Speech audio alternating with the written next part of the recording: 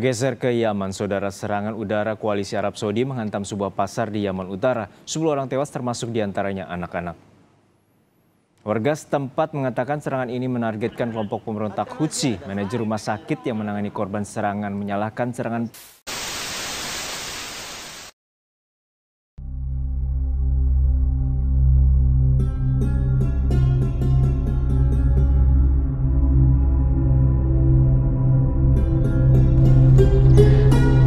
Assalamualaikum warahmatullahi wabarakatuh.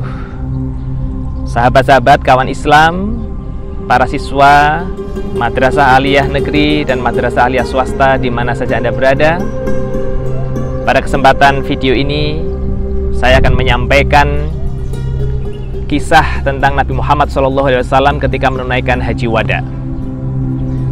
Ketika beliau berada di puncak haji, yakni di Arafah, beliau mendirikan tenda di Namiroh. Dari situ setelah matahari tergelincir, maka Nabi bergeser menuju Batn al-Wadi atau Urnah.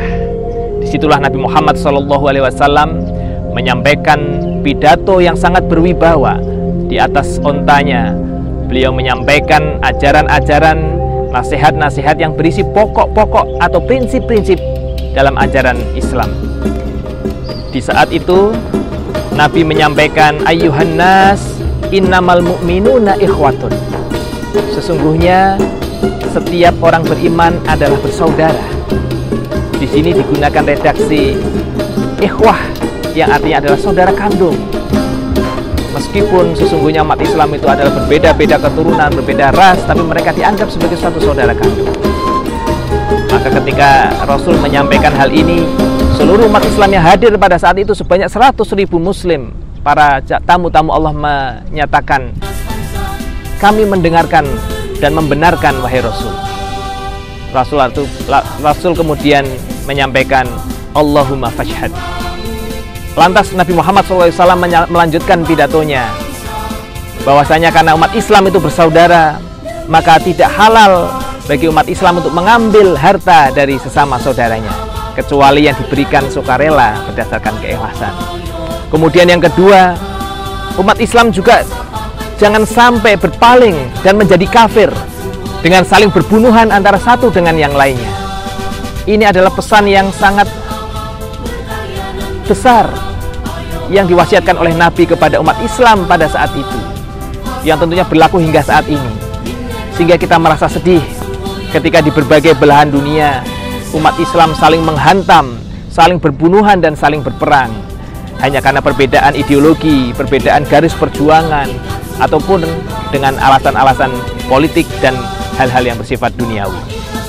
Para pemirsa, kemudian yang ketiga, Rasulullah SAW berpesan, apabila umat Islam berpegang dengan dua hal, maka tidak akan pernah sesat selamanya.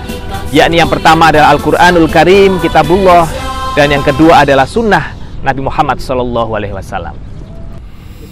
Terkait dengan hal ini, Allah Subhanahu wa Ta'ala berfirman di dalam surah Al-Hujurat ayat 10, innamal mu'minuna ikhwatun fa aslihu baina akhawaikum wattaqullaha la'allakum turhamun.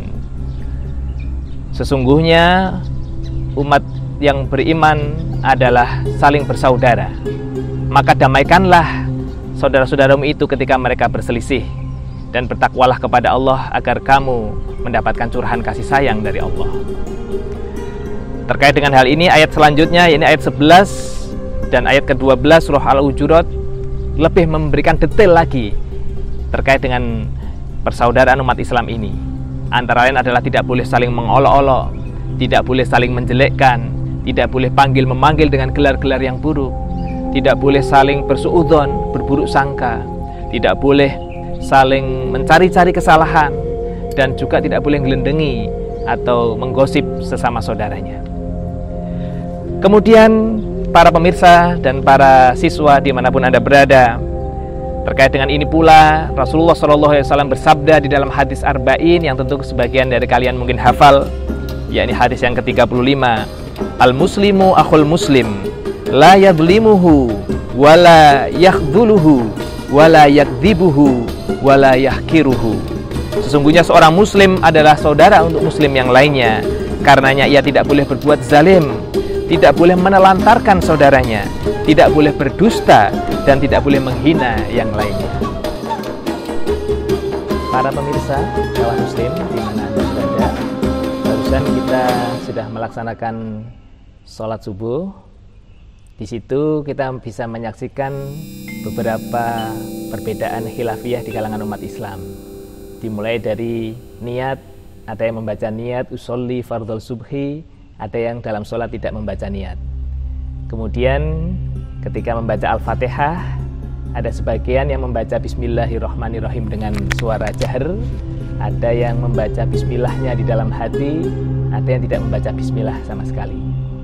Kemudian di dalam kunut subuh ada sebagian kalangan yang setelah sholat, setelah rukuk atau i'tidal membaca doa kunut. Kemudian ada sebagian lain yang tidak membaca doa kunut. Kemudian juga setelah salam ada yang membaca doa dzikir secara jahar atau keras, dan ada yang tidak membacanya di dalam hati. Hal ini merupakan perbedaan-perbedaan dalam bidang furu'iyah atau cabang, sebagaimana halnya kunut. Para imam madhab berpendapat berbeda terkait dengan hal ini. Imam Syafi'i menganggap kunut, berpendapat bahwasanya kunut ini merupakan sunnah ab'ad, yang apabila lupa maka harus diganti dengan sujud sahwi. Sedangkan Imam Ahmad bin Hambal menganggap kunut ini yang disunahkan adalah kunut nazilah, bukan kunut subuh. Kemudian Imam Malik berpendapat berbeda lagi, bahwasanya kunut ini merupakan suatu yang mustahab atau perbuatan yang disukai, tapi tidak harus dilakukan secara kontinu. Dan waktu kunutnya pun tidak harus tidak setelah i'tidal, tapi adalah sebelum rukuk. Demikian sekelumit tentang perbedaan-perbedaan di bidang fiqhiyah dalam masalah fikih. Perbedaan di kalangan para ulama muslim dalam menafsirkan dan memahami Al-Quran dan hadis juga terjadi di bidang-bidang yang lainnya selain bidang fikih, yaitu di dalam bidang akidah. Kita menjumpai ada tokoh seperti Abu Hasan al-Asy'ari, Abu Mansur al-Maturidi, Ibnu Taimiyah, Muhammad Abduh, dan lain sebagainya. Kemudian di bidang tasawuf kita juga mengenal Imam Junaid al-Baghdadi, Imam al-Ghazali yang menyatukan antara syariah dengan tasawuf. Kemudian lahirlah madrasah-madrasah Thariqah, madrasah-madrasah Sufi yang didirikan oleh Abdul Qadir Jailani, Syekh Asyadzili, Naqsyabandi, dan lain sebagainya.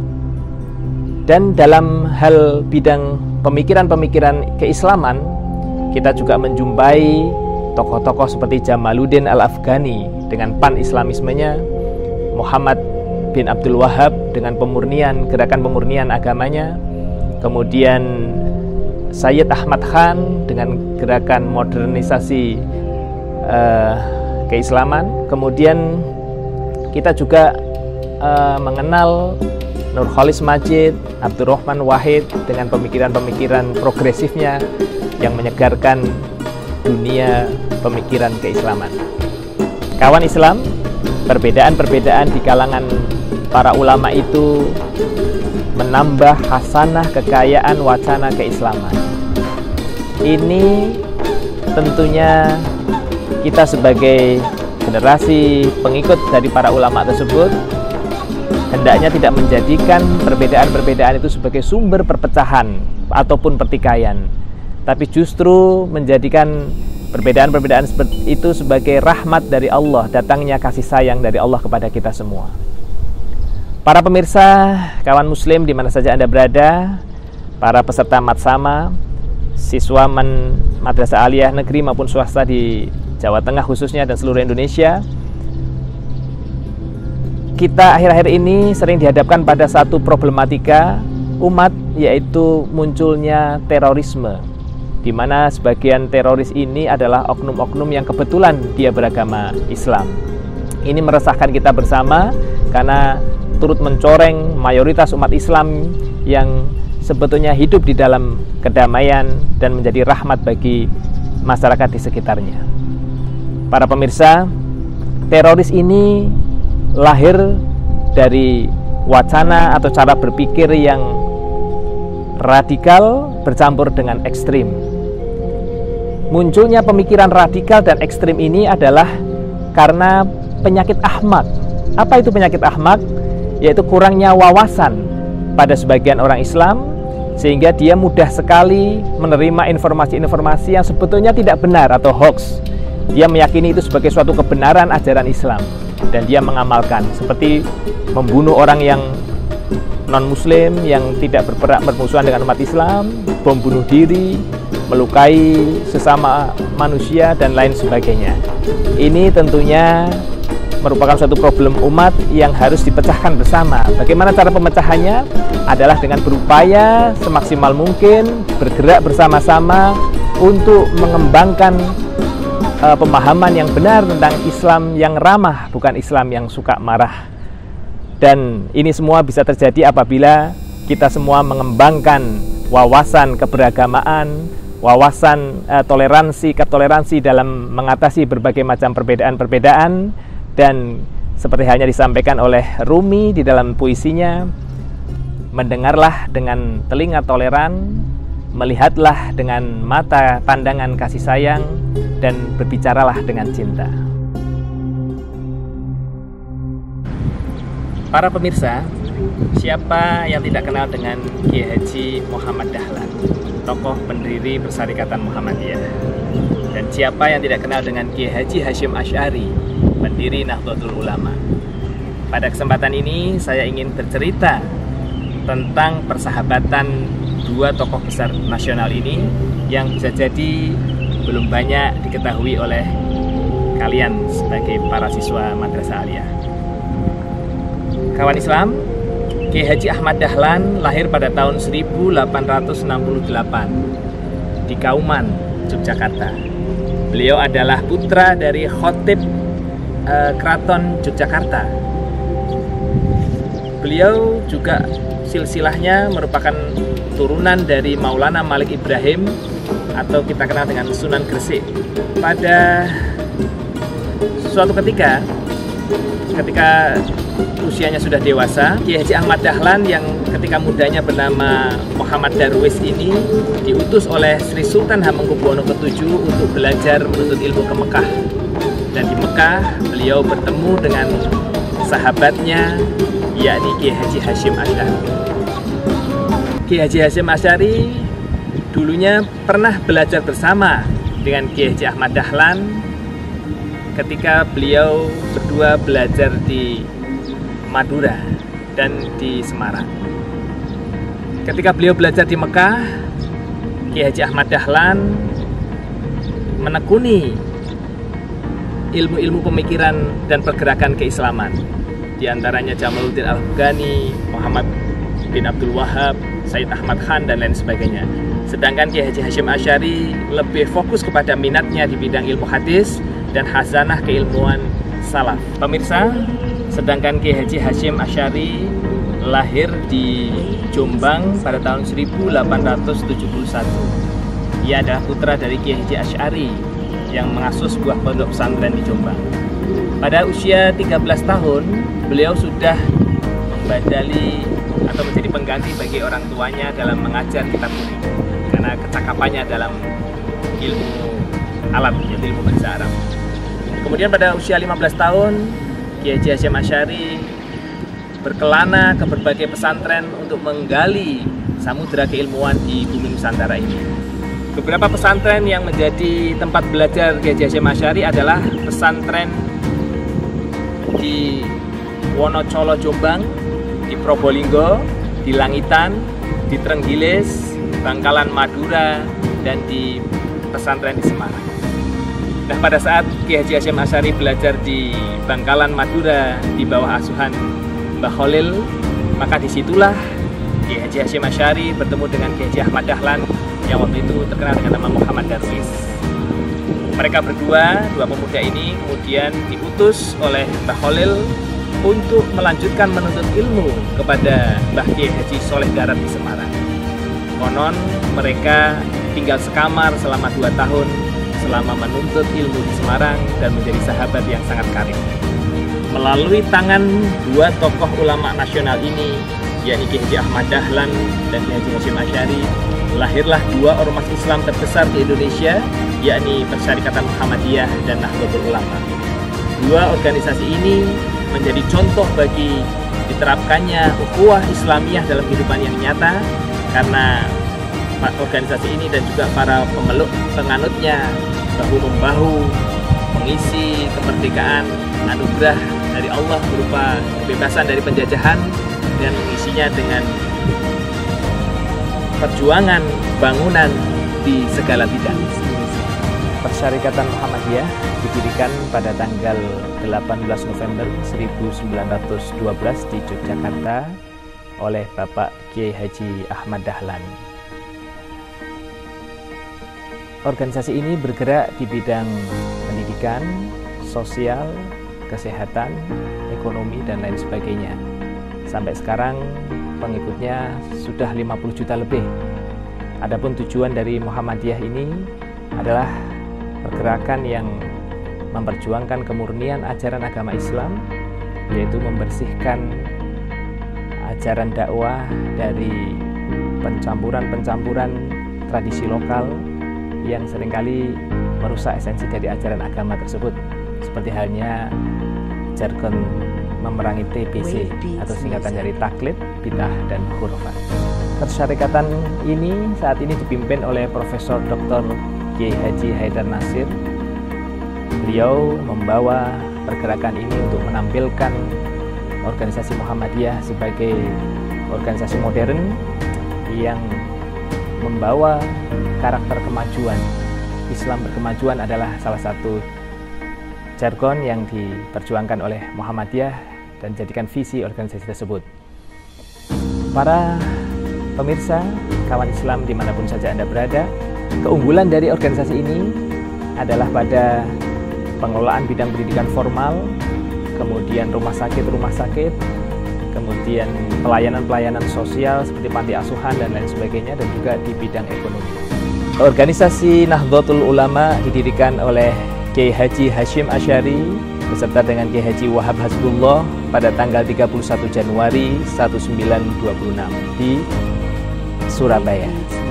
Organisasi ini adalah organisasi muslim terbesar di Indonesia dengan pengikut hingga 90 juta pada tahun 2015. Organisasi ini juga seperti halnya Muhammadiyah bergerak di bidang pendidikan, sosial, keagamaan, ekonomi, dan lain sebagainya.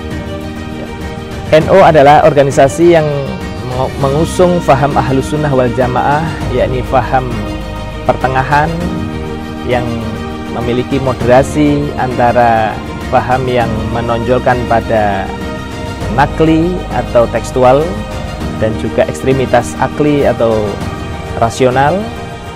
Disinilah titik tengah ini yang dibawa oleh NU melalui akidah Ahlus Sunnah wal Jamaah. Dan Nahdlatul Ulama ini juga mengusung suatu visi, yakni Islam Nusantara, Islam yang mengakomodasi ajaran-ajaran Islam dengan dielaborasi dengan tradisi-tradisi yang baik di masyarakat lokal setempat, meneruskan perjalanan dakwah yang dilakukan oleh Wali Songo.